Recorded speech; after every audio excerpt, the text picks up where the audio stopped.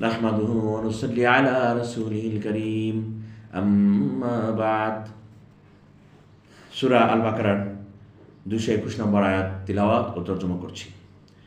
আউযু বিল্লাহি মিনাশ শাইতানির রাজীম। বিসমিল্লাহির রহমানির রহিম। বিতাড়িত শয়তান থেকে আশ্রয় গ্রহণ করছি। পরম করুণাময় অসীম দয়ালু আল্লাহর নামে শুরু করছি।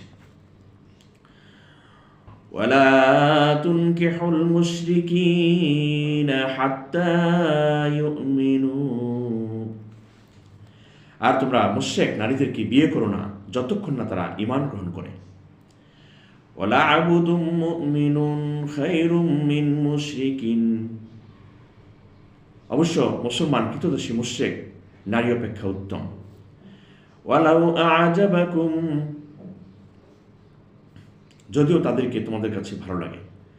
উলাইকা ইয়াদউনা ইলান নার ওয়াল্লাহু ইয়াদউনা ইলাল জান্নাতি ওয়াল মাগফিরাতি বিইযনিহি। এবং তোমরা নারীরা কোনো মুশরিকের সঙ্গে বিবাহ বন্ধনে আবদ্ধ হও না যে পর্যন্ত সে ঈমান না আনে।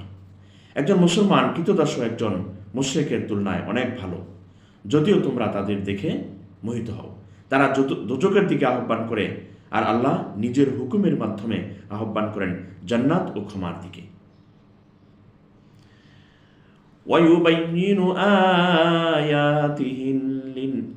ويبين آياته للناس لعلهم يتذكرون। আর তিনি মানুষকে নিজের নির্দেশ বাতলে দেন যাতে তারা উপদেশ গ্রহণ করে। সাদাকাল্লাহু